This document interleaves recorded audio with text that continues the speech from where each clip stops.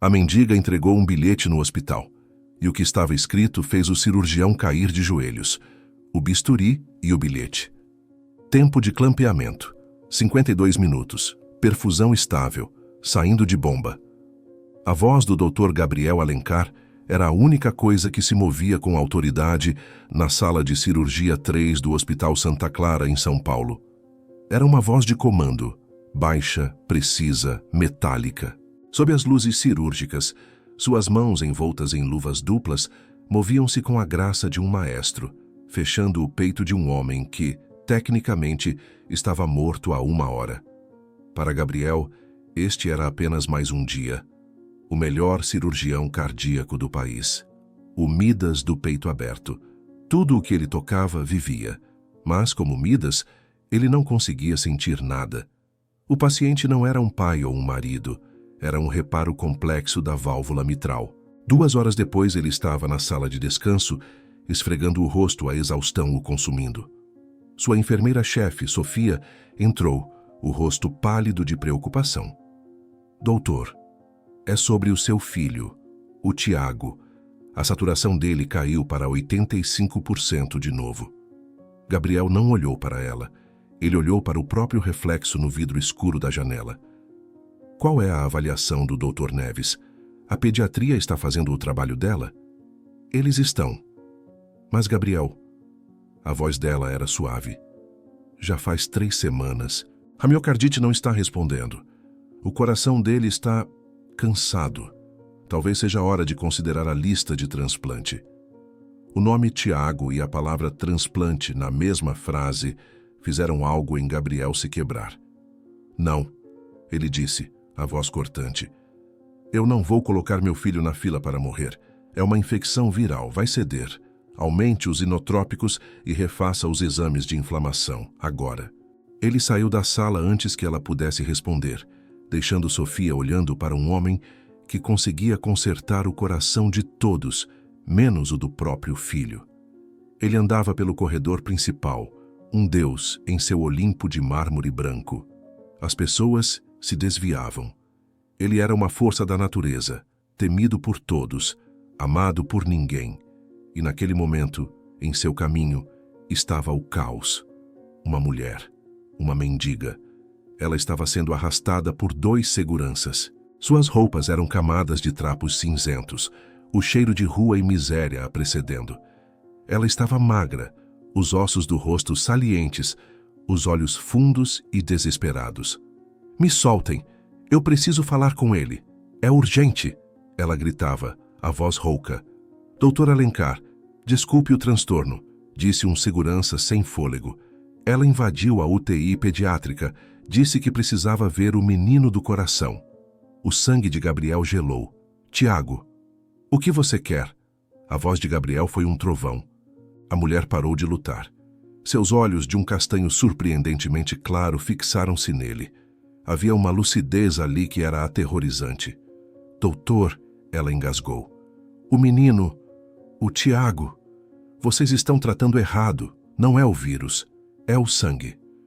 Gabriel sentiu uma raiva cega. Como você ousa? Como sabe o nome dele? Tirem essa mulher daqui. Agora! Não! Ela gritou, lutando com uma força que parecia impossível para seu corpo frágil. Ela se livrou de um dos seguranças. Eu sei o que ele tem. Eu sei. Ela mergulhou a mão suja dentro de seus trapos e tirou um pedaço de papel. Era um receituário antigo do próprio hospital, amarelado, sujo e dobrado dezenas de vezes. Ela o empurrou contra o peito de Gabriel. O toque dela foi como um choque elétrico. Gabriel recuou enojado. Leia! Ela implorou, enquanto os seguranças a agarravam novamente, desta vez com mais força. A cura está aí. Pelo amor de Deus, diga a ele, diga ao Tiago que a Ana está aqui. Os seguranças a arrastaram pelo corredor. Ana, quem é Ana? Gritou Gabriel, mas ela já tinha desaparecido na curva para a saída de emergência. Gabriel ficou parado no corredor. O hospital inteiro parecia ter prendido a respiração. Ele olhou para a mão onde o bilhete sujo estava amassado. Ele queria queimá-lo, lavar as mãos até saírem sangue. Era o delírio de uma viciada. Ele entrou no vestiário masculino. Um santuário de aço inoxidável, e foi até a lata de lixo. Ele estava prestes a jogar o papel fora, mas algo o deteve. Uma palavra que ela disse: Ana. Era o nome da filha que ele e sua falecida esposa haviam perdido no parto, 11 anos atrás. Uma bebê natimorta, um fantasma que ele nunca discutia. Ele abriu o bilhete. Não era um texto, era um desenho, um diagrama. O tipo de coisa que apenas um médico entenderia. Era um desenho da genealogia de uma família, com símbolos de genética. E ao lado 2 palavras, escritas com uma caligrafia trêmula e quase ilegível. Doença de Chagas. Congênita. Gabriel olhou para as palavras. E no corredor mais estéril do hospital mais caro do Brasil, o maior cirurgião cardíaco do país sentiu o chão desaparecer. Seus joelhos bateram no mármore com um baque surdo. Chagas. Não era viral. Era um parasita. Um parasita que ele nunca testou, porque era uma doença de pobreza, de áreas rurais, não de um menino que vivia em uma bolha de luxo. E congênita significava que não foi Tiago quem pegou. Foi sua falecida esposa. E se sua esposa tinha, e Tiago tinha, Ana não nasceu morta. Ela foi dada como morta. Ele olhou para o bilhete de novo. Não era um delírio, era um diagnóstico. E a assinatura no canto inferior do receituário, quase apagada pelo tempo, era dele mesmo, de 11 anos atrás. O Reino Rachado. O Hospital Santa Clara era o universo particular de Gabriel. Um Olimpo de vidro e aço na zona sul de São Paulo, onde a medicina não era uma prática, era uma religião. E Gabriel era seu Deus. Era um lugar onde equipamentos de milhões de dólares diagnosticavam doenças moleculares, onde o erro humano era uma heresia punida com a demissão. Era o oposto absoluto de um barbeiro de beira de estrada, no interior de Minas Gerais, que era onde a doença de Chagas vivia na imaginação da elite médica. Gabriel se levantou do chão. Seus joelhos doíam. O bilhete sujo estava em sua mão trêmula, um artefato de outro mundo que acabara de profanar seu templo. Ele não o jogou fora. Ele o dobrou cuidadosamente e o colocou no bolso do peito de seu pijama cirúrgico, perto de seu próprio coração. Ele não caminhou. Ele correu.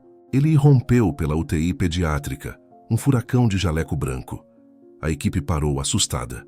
O Dr. Neves, o chefe da pediatria, um homem de óculos e ego quase tão grande quanto o de Gabriel, aproximou-se. Gabriel, o que foi? A saturação estabilizou. Gabriel o ignorou. Ele foi direto para Sofia, a enfermeira-chefe, que estava ao lado do leito de Tiago. Chame o laboratório, agora. A voz de Gabriel era baixa, urgente, desprovida de sua arrogância habitual. Estava cheia de algo novo. Medo. Eu quero 2 testes de ELISA e um PCR em tempo real para Trypanosoma cruzi. No Tiago, Stat. O silêncio na UTI foi absoluto. O Dr. Neves deu uma risada nervosa. Gabriel, o quê? Trypanosoma? Chagas? Pelo amor de Deus, o menino nunca saiu de São Paulo. Ele não foi picado por um barbeiro, isso é um delírio. A miocardite é viral, estamos... Faça! Gabriel rugiu, e pela primeira vez não foi a raiva de um chefe, foi o grito de um pai. Neves recuou, chocado. Sofia, que conhecia Gabriel há 15 anos, viu a verdade. Ela pegou o telefone. Laboratório. É uma emergência da UTI pediátrica. Código vermelho. Gabriel se virou para o leito. Tiago, seu filho de 10 anos, estava pálido, os lábios azuis, respirando com a ajuda de uma máscara de oxigênio. Os monitores apitavam. Uma trilha sonora que Gabriel ouvira como um problema técnico, mas que agora soava como uma sentença de morte que ele mesmo estava assinando. Ele tocou a testa do menino. A pele estava fria. Ele se virou para Sofia, a voz agora um sussurro quebrado. A mulher, a mendiga. Encontre-a. Doutor, os seguranças a levaram para fora. Eu não me importo. Ele agarrou o braço dela. Use todas as câmeras. Trave o perímetro. Mande a segurança vasculhar o quarteirão. Ela disse que o nome dela era Ana. Eu preciso falar com ela.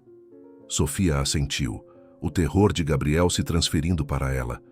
Eu vou cuidar disso pessoalmente. Gabriel foi para seu escritório, o aquário de vidro com vista para a cidade. Um lugar onde ele assinava artigos e recebia prêmios. Ele trancou a porta.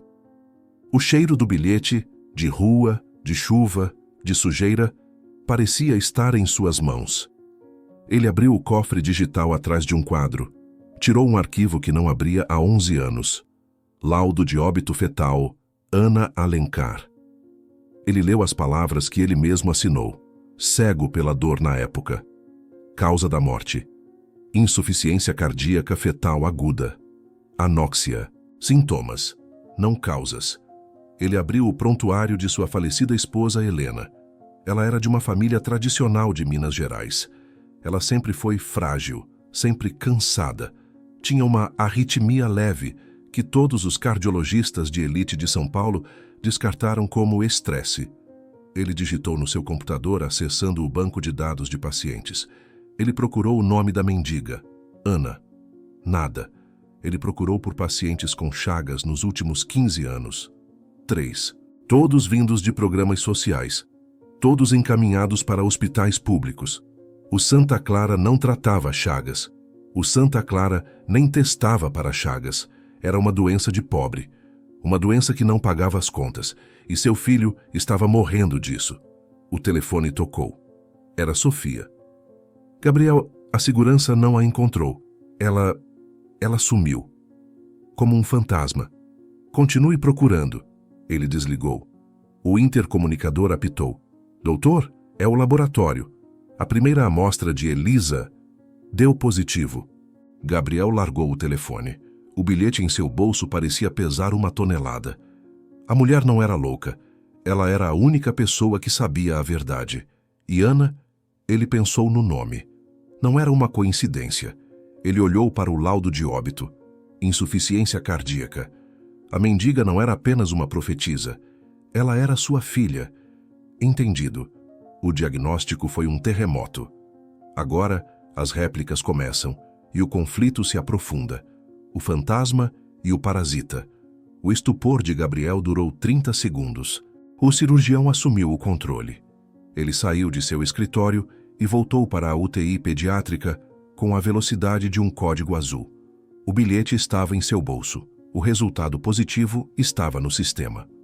Comecem o Benznidazol. Agora. Dose pediátrica completa. Ele ordenou, a voz como um bisturi. Dr. Neves, o pediatra-chefe, estava branco. O resultado positivo era uma mancha indelével em seu currículo perfeito. Gabriel, espera. Ele tentou, uma última vez. A toxicidade da droga.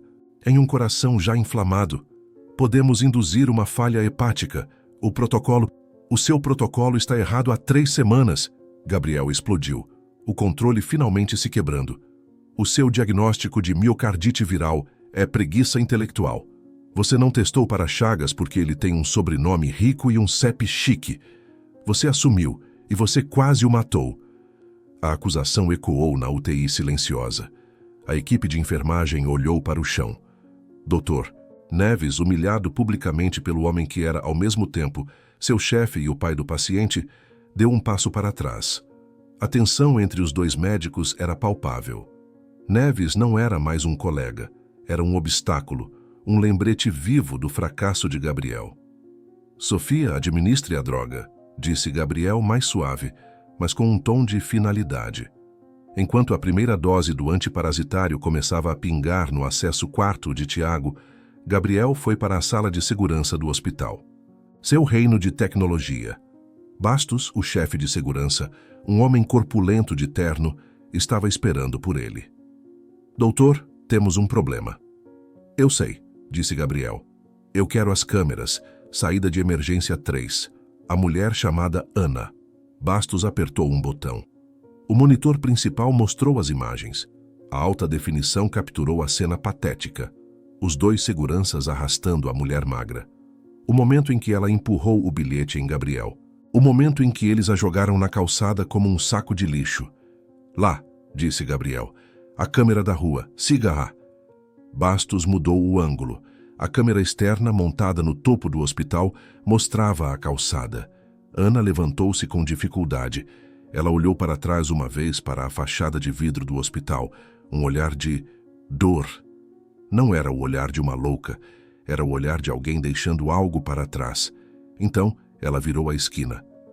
Próxima câmera, ordenou Gabriel. É aí que está o problema, doutor, disse Bastos hesitante. Ela virou na rua Paim. É um ponto cego. Não há câmeras nossas lá. E a câmera da prefeitura na próxima esquina está quebrada há uma semana. O que você quer dizer com ponto cego? A voz de Gabriel era perigosamente baixa. Ela sumiu. É um beco que leva à viela de trás do Bexiga. E de lá, é a menos de 500 metros da Praça da Sé. Doutor, com todo respeito, ela entrou no maior buraco negro de São Paulo. Ela pode estar em qualquer lugar. Gabriel olhou para a tela.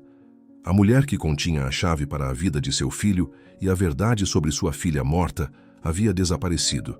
Ele, que podia rastrear uma artéria de milímetros dentro de um peito, não conseguia encontrar uma pessoa a 500 metros de seu próprio hospital. Ele voltou para a UTI. A tensão era ainda maior. O benzonidazol estava sendo administrado, mas os monitores de Tiago não estavam melhorando, estavam piorando. O alarme da saturação de oxigênio disparou novamente. 82%. O que está acontecendo, Sofia? Gabriel rosnou. A pressão dele está caindo. A droga, a inflamação. O coração não está respondendo, disse Sofia, a voz trêmula. O Dr. Neves, que estava em um canto, se aproximou. Sua raiva profissional superando o medo. É o que eu avisei, Gabriel. O benzonidazol mata o parasita, sim, mas a inflamação que já está lá, o dano crônico de 10 anos de infecção, a droga não conserta o músculo cardíaco. Você está matando o parasita em um navio que já afundou. Gabriel olhou para o monitor. Neves estava certo. O coração de Tiago estava grande demais, fraco demais. O parasita havia comido o músculo por dentro durante uma década, enquanto Gabriel se preocupava com notas escolares. O tratamento não era suficiente. Tiago não estava morrendo do parasita. Estava morrendo do dano que o parasita deixou para trás. O cirurgião em Gabriel assumiu. Havia apenas uma opção, a opção que ele havia recusado horas antes. Sofia, disse ele, a voz morta. Prepare os papéis. Quero Tiago no topo da lista de transplante. Emergência nacional. Nível 0. Ele agora precisava de um coração. E a mulher que ele expulsou, a mulher que desenhou o mapa genético de sua família em um pedaço de papel sujo, era a única pessoa no mundo que poderia ter as respostas que ele precisava sobre a compatibilidade de sua família, a compatibilidade de Ana. Ele não precisava dela apenas para obter respostas. Ele precisava dela para salvar a vida de seu filho. Entendido. A fundação foi abalada. A aliança com Neves é crucial e a caçada por Ana torna-se desesperada. A caçada no abismo. A UTI pediátrica transformou-se numa sala de guerra silenciosa. O coração de Tiago estava em falência acelerada. O benzonidazol estava a matar o parasita, mas o músculo cardíaco, exausto após uma década de inflamação silenciosa, estava a rasgar-se. David Neves, o pediatra-chefe, estava ao lado da cama, a sua cara um mapa de concentração, ajustando os gotejadores de dobutamina e milrinona. Ele estava a tentar forçar o coração de Tiago a bater com química pura. Gabriel entrou, despojado da sua arrogância. O Deus tinha caído do Olimpo. Ele aproximou-se de Neves não como um superior, mas como um pai suplicante. David, a voz de Gabriel estava rouca. Eu preciso de tempo. Eu estava errado. Sobretudo, você estava certo sobre o dano. Esqueça o meu ego. Mantenha-o vivo. Eu imploro. A palavra imploro chocou Neves mais do que o diagnóstico de Chagas. Ele olhou para o cirurgião de renome mundial, agora reduzido a um homem aterrorizado, e a sua raiva profissional dissolveu-se. A aliança foi forçada. Ele tem 48 horas, Gabriel, no máximo, disse Neves, a sua voz dura, mas não cruel. O coração está a entrar em falência terminal. Vá, encontre o que precisa. Eu seguro a linha da frente. Gabriel acenou, uma única lágrima de gratidão e terror a escorrer pelo seu rosto. Ele foi para o vestiário. O Rolex de R$ 200.000 foi atirado para dentro do armário. O jaleco de linho engomado foi arrancado. Ele vestiu uma camisa polo gasta do armário dos achados e perdidos da cirurgia e calças de sarja. Ele era irreconhecível. Quando saiu do hospital pela porta dos fundos, o ar quente e úmido de São Paulo atingiu-o. Ele não era mais o Dr. Alencar. Era apenas um homem a entrar na rua Paim, o ponto cego. O contraste foi imediato e brutal. O silêncio estéril do Santa Clara deu lugar ao caos sensorial do Bexiga. O cheiro de esgoto, de fritura velha e de humanidade encheu-lhe os pulmões. O homem que navegava artérias de milímetros estava agora irremediavelmente perdido numa selva de betão. Ele vagueou durante horas. Mostrou uma foto de Tiago no seu telemóvel. Estou à procura de uma mulher. Ela esteve no hospital. Ela chama-se Ana. Ela conhece este menino. As pessoas olhavam para ele com desconfiança. Um playboy perdido. Um polícia. Um alvo. Há 1000 Anas aqui, chefe, disse um homem a beber cachaça num bar. A maioria está doente. Custa R$ 50 para eu me lembrar. Gabriel deu-lhe o dinheiro. O homem riu-se e foi-se embora. A sua autoridade, o seu dinheiro, eram inúteis aqui. O sol começou a pôr-se, tingindo o céu de São Paulo de um laranja doentio. O desespero estava a tomar conta. Tiago tinha talvez 36 horas. Gabriel estava na Praça da Sé, o epicentro da miséria da cidade, rodeado por milhares de pessoas, mas completamente sozinho. Ele viu uma luz, uma porta aberta. Sopão da Missão, Padre Júlio. Ele entrou.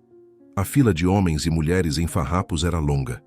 O cheiro de caldo de legumes era a única coisa boa que ele tinha sentido em horas. Humilhado, Gabriel, o cirurgião que jantava nos restaurantes mais caros do mundo, entrou na fila para a sopa. Quando chegou a sua vez, o Padre Júlio, um homem magro com olhos que já tinham visto tudo, olhou para ele. Você não está com fome de comida, está, meu filho? Você está com fome de respostas. Gabriel, quebrado, apenas acenou. Estou à procura de uma mulher. Ana. Ela esteve no Santa Clara hoje. Ela salvou o meu filho. Mas eu preciso de a encontrar. Ela deu-me isto. Ele mostrou o bilhete amarrotado. O Padre Júlio largou a concha. O som do metal a bater no caldeirão ecoou na capela silenciosa. O padre persignou-se, os olhos fixos no bilhete. Meu Deus, Ana da Capela. Você é o Dr. Alencar? O senhor conhece-a? Onde ela está? Gabriel agarrou o balcão. O padre baixou os olhos. A sua voz era suave, pesada de luto. Eu conheço-a sim. Ela vinha aqui há anos. Falava de um médico bom, de um hospital, onde ela tinha perdido tudo. O padre olhou para Gabriel. Eu sinto muito, doutor, mas o senhor chegou tarde. Tarde? O que quer dizer? O coração de Gabriel parou. Eu a enterrei, disse o padre. Não. Gabriel recuou. Ela morreu esta tarde, doutor. 1 hora depois de voltar do hospital. O coração dela, chagas, o mesmo que o do seu filho. Ela desmaiou ali mesmo. Ele apontou para um banco de madeira. As últimas palavras dela foram: eu consegui.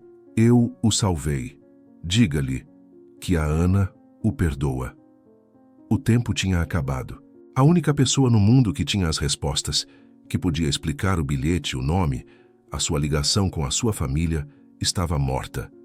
Gabriel falhou. Ele agarrou-se ao balcão, a sua mente cirúrgica a lutar contra o luto. O corpo. Onde está o corpo dela? No IML, disse o padre. Foi levada como indigente, doutor. Ana da Capela. Ninguém sabia o seu apelido. Gabriel virou-se e correu para fora da missão. A subtrama estava resolvida da forma mais trágica possível. Mas a caçada não tinha terminado. Ele precisava daquele corpo. Ele precisava de ADN. Ele precisava de provar a ligação genética que o seu coração agora sabia ser real.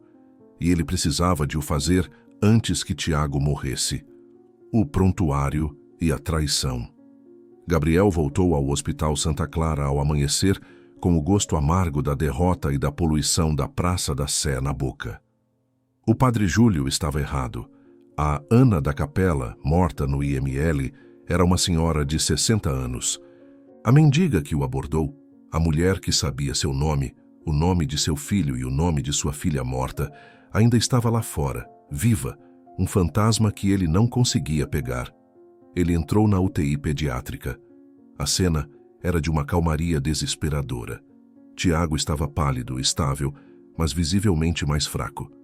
Dr. Neves levantou os olhos de um tablet, exausto. Ele tem 24 horas, Gabriel. Talvez 30, disse Neves, sem rodeios. A medicação está no máximo. O coração não aguenta mais.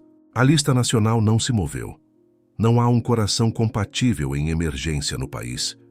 O tempo estava acabando. Gabriel foi para seu escritório, o aquário, e trancou a porta. Ele precisava pensar. A mendiga sumiu. O transplante não viria. Ele estava preso. Ele tirou o bilhete sujo do bolso, o cheiro de rua ainda impregnado nele. Ele o alisou sobre a mesa de vidro. Doença de Chagas, congênita. O diagrama genético. Ele olhou para a sua assinatura, Dr. G. Alencar, no canto do receituário, 11 anos atrás. E a caligrafia do diagrama era elegante, precisa, mesmo sendo trêmula. Não parecia a letra de alguém que vivia em situação de rua. Um pensamento o atingiu, tão frio quanto seu bisturi. A mendiga não escreveu isso. Ela entregou. Ela era uma mensageira. Mas quem era o remetente? Congênita, ele sussurrou. Vinda da mãe. Helena, sua falecida esposa. Gabriel correu para fora do escritório, passando pela UTI como um raio. Ele não foi para a sala de segurança. Ele desceu para o subsolo, para o arquivo morto. Um lugar que ele desprezava, cheio de papel e poeira, o oposto de seu mundo digital. Ele encontrou o prontuário de papel de sua esposa, Helena Alencar. Cobriu-o de poeira. Ele o abriu. Lá estava. O histórico de sua arritmia leve. E preso no verso da capa com um clipe de metal enferrujado, estava o topo do receituário que ele tinha no bolso. O picote batia perfeitamente. O bilhete não era da mendiga. Era de sua esposa. E a caligrafia elegante era dela. A revelação o atingiu. Helena sabia. Ela sabia que tinha Chagas. Ela desenhou a genealogia de sua própria família frágil de Minas Gerais. Ela sabia que a filha, Ana, tinha morrido por causa disso. E ela sabia que Tiago poderia ser o próximo. Mas por quê? Por que ela esconderia isso dele, seu marido, o melhor cirurgião cardíaco do país? Vergonha. A doença de pobre. A mancha em sua linhagem aristocrática. Gabriel sentiu uma onda de raiva e luto. Ele foi traído pela própria esposa, que preferiu sacrificar os filhos ao orgulho da família. Mas uma pergunta permaneceu, mais urgente do que nunca. Como diabos aquele bilhete, trancado em um arquivo morto por uma década, foi parar nas mãos de uma mendiga? Ele folheou até a contracapa do prontuário, a lista de acesso, a última assinatura 10 anos atrás, logo após a morte de Helena. Consulta solicitada, Dr. Gabriel Alencar. Prontuário retirado por enfermeira-chefe Sofia Marques. Sofia. Sua enfermeira-chefe, sua aliada. A pessoa que estava ao seu lado enquanto ele chorava por Helena. A pessoa que estava, naquele exato momento, cuidando de seu filho. Gabriel sentiu o chão sumir pela segunda vez. Ele subiu as escadas, o prontuário pesado em sua mão. Ele entrou na UTI. Sofia estava ajustando o gotejador de Tiago, o rosto calmo e competente. Sofia. A voz dele era irreconhecível. Ela se virou. Doutor, alguma notícia? O senhor parece... Ele jogou o prontuário aberto na bancada de enfermagem e colocou o bilhete sujo ao lado. O picote se alinhou perfeitamente. 10 anos, Sofia. Ele sussurrou, a voz tremendo de uma fúria gelada. 10 anos você guardou isso. Você me viu chorar a morte da Ana. Você me viu agonizar por 3 semanas enquanto meu filho morria da mesma coisa. E você ficou calada. O rosto de Sofia desmoronou. A máscara de competência profissional se dissolveu em pânico puro. Gabriel, eu não... Ela gaguejou. Quem é ela, Sofia? Ele rugiu, e desta vez a UTI inteira parou. Dr. Neves deu um passo à frente, pronto para intervir. Quem é a mendiga? Sua parente? Uma amiga? Você a pagou para fazer isso? Por quê? Por que agora? Sofia olhou para o rosto furioso de Gabriel, depois para o menino morrendo na cama. As lágrimas que ela segurou por uma década explodiram. Ela não é minha amiga, ela soluçou, caindo contra a parede. Ela é minha irmã gêmea. Entendido. O ponto de virada foi a traição revelada. As consequências agora colidem com a crise médica em tempo real. A confissão e a solução. Irmã gêmea. A confissão de Sofia explodiu na UTI com a força de uma detonação. Dr. Neves congelou. Os monitores de Tiago pareciam apitar mais alto, como se reagissem ao trauma emocional na sala. Gabriel deu um passo para trás, o cérebro tentando processar a avalanche de traições. Ana. A mendiga disse que o nome dela era Ana. A minha filha. O nome dela é Ana, soluçou Sofia, o rosto coberto de lágrimas. Ana Marques, minha irmã. A filha que você perdeu se chamava Ana Alencar. Você entende, Gabriel? Sua esposa, Helena, ela sabia que tinha chagas, ela era de Minas. Ela sabia que a fraqueza da família dela era o parasita. Gabriel apoiou-se na parede. Ela sabia? E ela deixou nossa filha morrer disso? Ela estava apavorada, gritou Sofia. Aterrorizada com o que você pensaria, que a linhagem perfeita dela estava manchada com uma doença de pobre. Quando Helena morreu, eu estava arrumando os pertences dela e eu encontrei aquele bilhete, o diagrama genético. Ela tinha escrito para você, mas nunca teve coragem de entregar. Ela me fez jurar, Gabriel, no leito de morte dela. Ela me fez jurar que eu protegeria o orgulho da família. E você protegeu, Gabriel sussurrou, a raiva dando lugar a um vazio gelado. Você protegeu o orgulho dela por 11 anos. Você me viu diagnosticar errado o meu próprio filho por 3 semanas. Você me viu chamá-lo de louco por sugerir a lista de transplante e você ficou calada. Eu não sabia, ela gritou, a dor de uma década se rompendo. Eu rezei para que fosse viral. Eu não queria acreditar. Mas então, Tiago piorou. E eu não podia mais viver com o juramento. Eu não podia deixar outra criança morrer. A mendiga, sua irmã, disse Gabriel tentando entender. Eu a procurei, disse Sofia. Ana, minha irmã, ela também tem chagas. Nós pegamos na infância. Em mim foi brando. Nela, foi para o coração e para o cérebro. Ela se perdeu na rua há anos. Ela mal me reconhece. Ela é a prova viva do que Helena queria esconder. Então você deu o bilhete a ela? Perguntou Gabriel. Sim, eu a encontrei na Praça da Sé ontem. Eu dei a ela o bilhete de Helena. Eu disse a ela, vá para o Santa Clara, encontre o Dr. Alencar, entregue a ele, salve o menino. Eu sabia que os seguranças a parariam, mas eu sabia que ela não desistiria. Ela não é louca, Gabriel. Ela era a única pessoa tão desesperada quanto eu. A sala inteira estava suspensa, assistindo à desintegração de seus 2 médicos mais respeitados. O Dr. Neves, vendo que a situação estava além do controle, começou a se mover silenciosamente em direção ao carrinho de parada, por precaução. E onde ela está agora? Perguntou Gabriel, a voz morta. A sua mensageira fantasma? Sofia olhou para o chão, o corpo tremendo.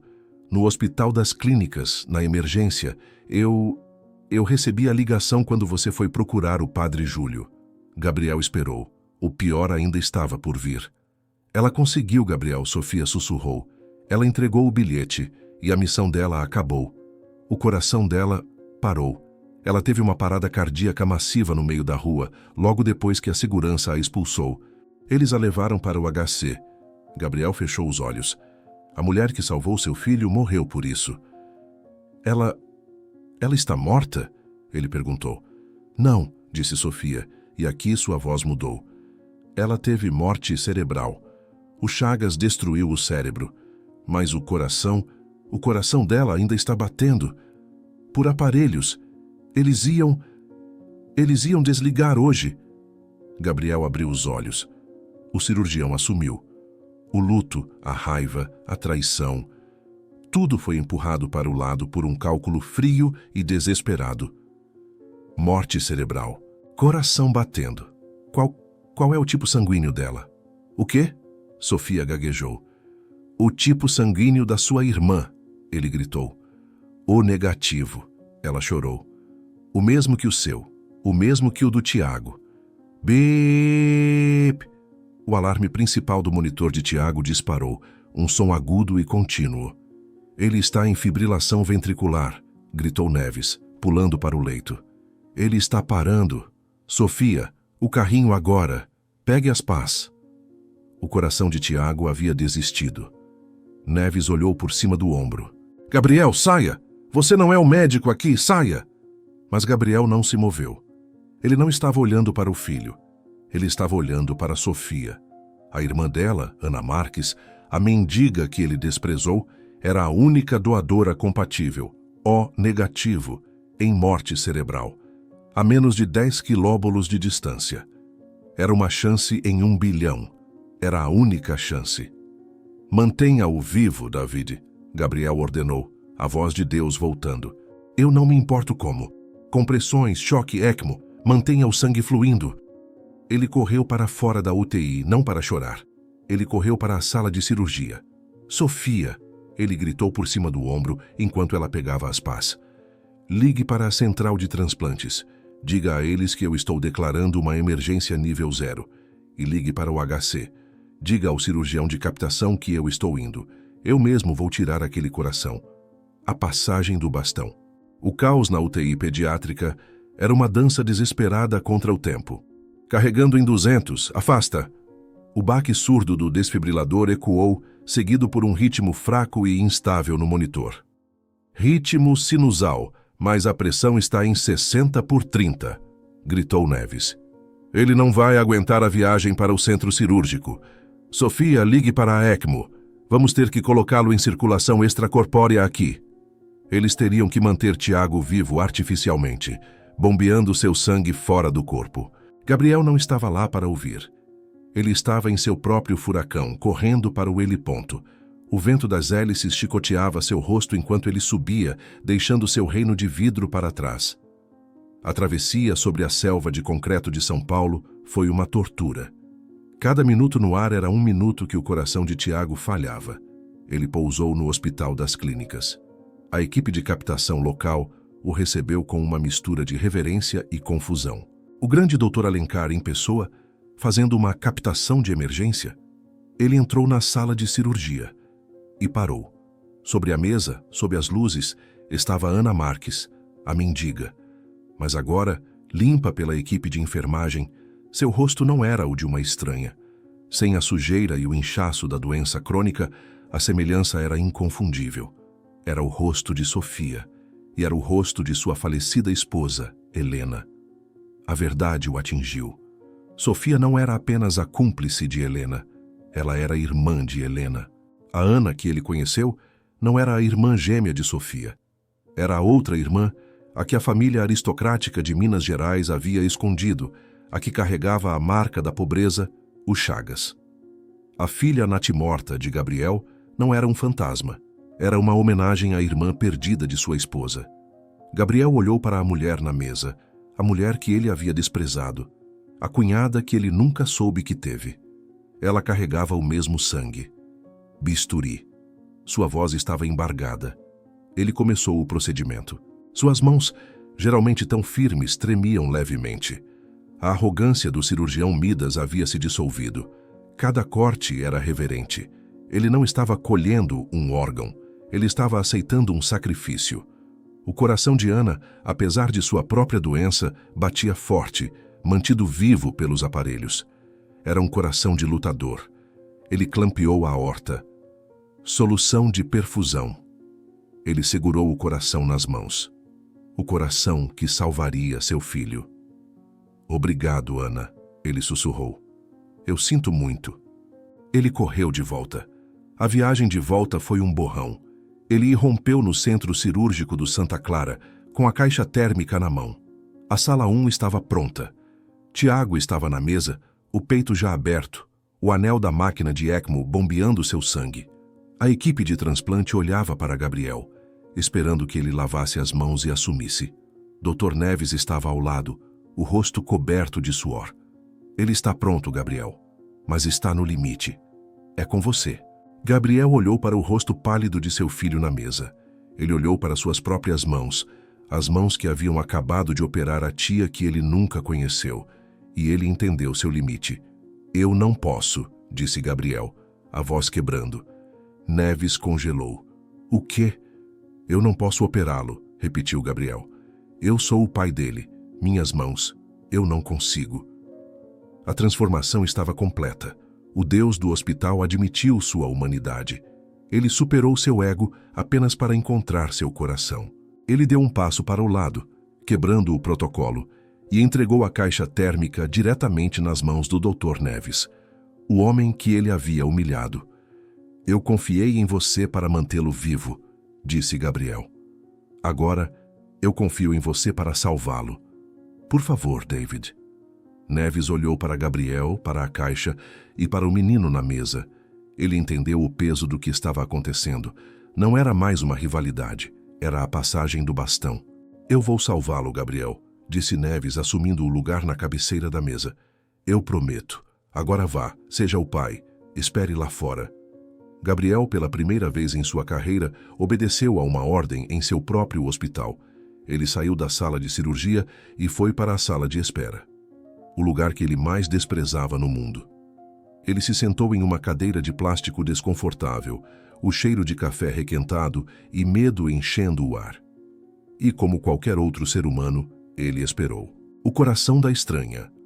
A sala de espera do centro cirúrgico era o purgatório pessoal de Gabriel. O relógio na parede, um modelo digital simples, parecia zombar dele. Cada segundo era uma eternidade. Ele, que controlava o tempo com a precisão de um segundo no clampeamento da aorta, agora era vítima indefesa dele. A porta automática da UTI se abriu e Sofia entrou. Seu rosto estava devastado pelo choro, o uniforme amassado. Ela não era mais a enfermeira-chefe. Era uma mulher quebrada, assombrada por suas duas irmãs mortas, uma pela doença, outra pela verdade. Ela viu Gabriel e parou, esperando que ele gritasse, que a demitisse, que a prendesse. Ele apenas levantou os olhos. A fúria gelada havia desaparecido, substituída por um luto profundo e compartilhado. Gabriel. Doutor. Ela começou, a voz um farrapo. Eu sinto tanto. Pelo juramento. Por Helena.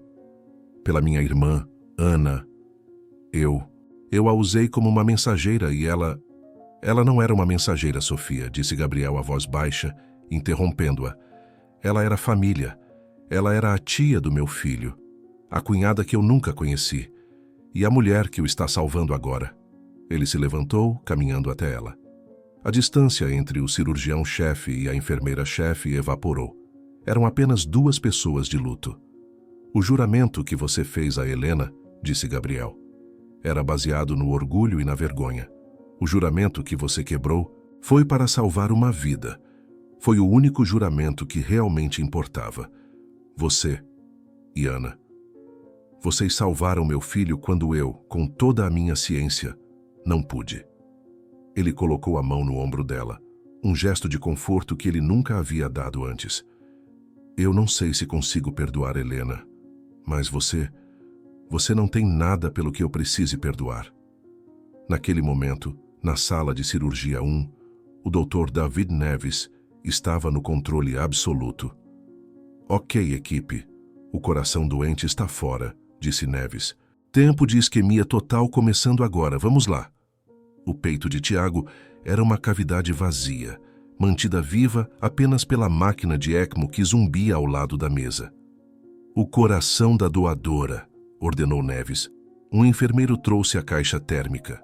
Neves a abriu. Lá estava flutuando na solução de preservação. O coração de Ana Marques. Era forte. O músculo, apesar de tudo, era saudável. É um coração excelente, murmurou Neves, mais para si mesmo. Ela lutou, até o fim. Ele posicionou o órgão dentro do peito de Tiago. O contraste era quase poético. O coração de uma mulher de 40 anos, endurecido pela vida na rua, agora sendo costurado para salvar um menino de 10 que nunca conheceu a dificuldade. Sutura, 40 prolene. Vamos começar pela aorta, disse Neves. Suas mãos, que Gabriel antes desprezava como apenas pediátricas, moviam-se com uma velocidade e precisão impressionantes. Ele era um mestre em seu próprio domínio. Ele conectou as artérias, as veias pulmonares, a aorta. Era uma dança perfeita contra o relógio. 35 minutos. Sutura finalizada, anunciou Neves. Tudo pronto. Aumentem a temperatura corporal. Preparem-se para sair da ECMO. Ele olhou para o coração cinzento e parado. Afastar, retirando o clampeamento aórtico. Ele removeu a pinça. O sangue quente de Tiago, agora limpo pela ECMO, inundou as artérias coronárias do novo coração. A sala inteira prendeu a respiração. O coração precisava bater. O monitor ainda era uma linha reta. Vamos, querida, bata, sussurrou Neves. 1 segundo, 2, blip. Um único ponto verde saltou no monitor.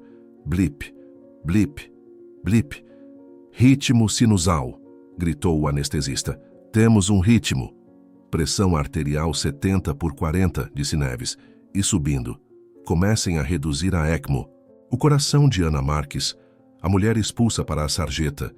O coração da irmã que foi escondida pela vergonha, agora batia com força e regularidade dentro do peito do filho de Gabriel Alencar.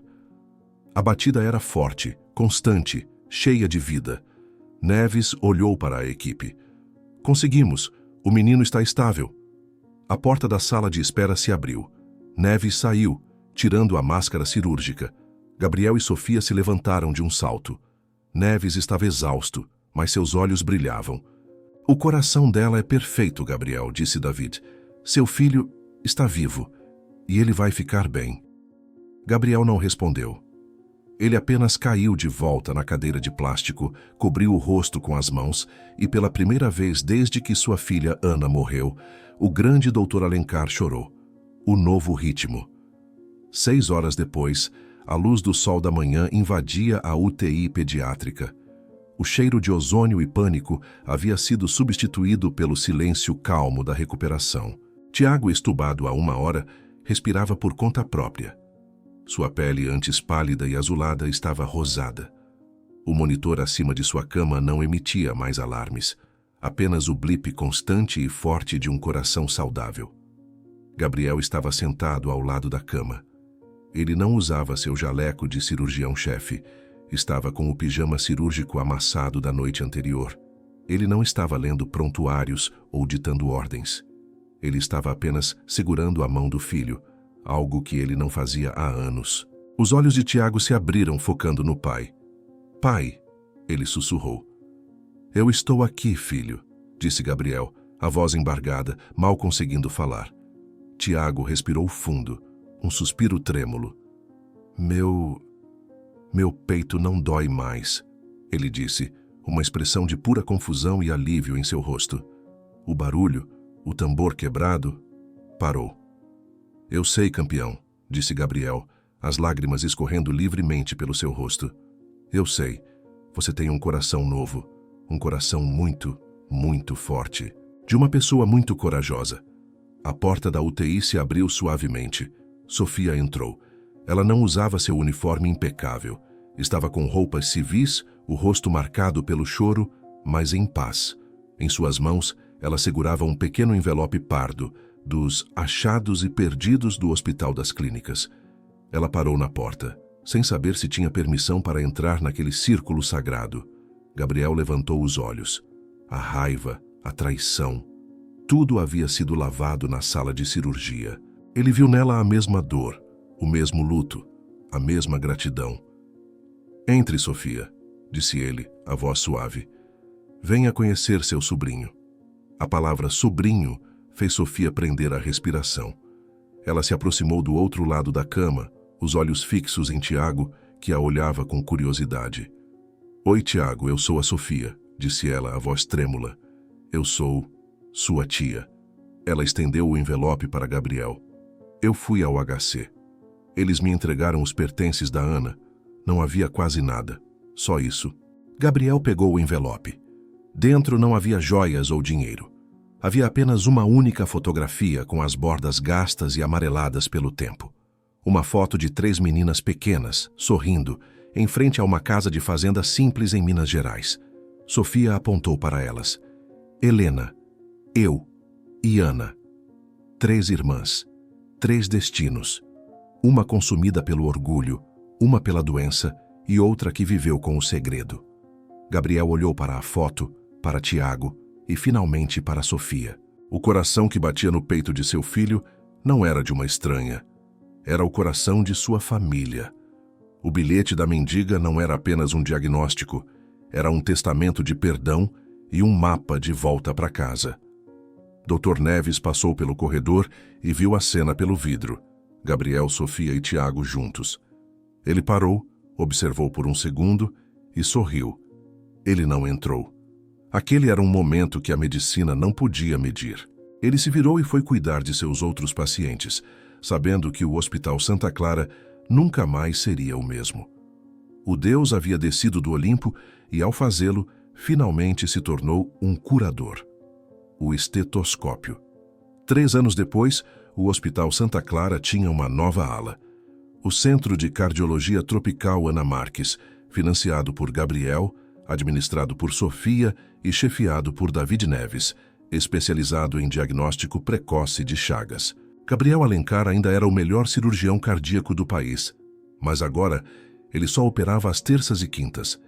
Nas segundas, quartas e sextas, ele saía exatamente às 5 da tarde para treinar futebol com Tiago, um menino saudável e barulhento que corria mais rápido que todos os outros no parque.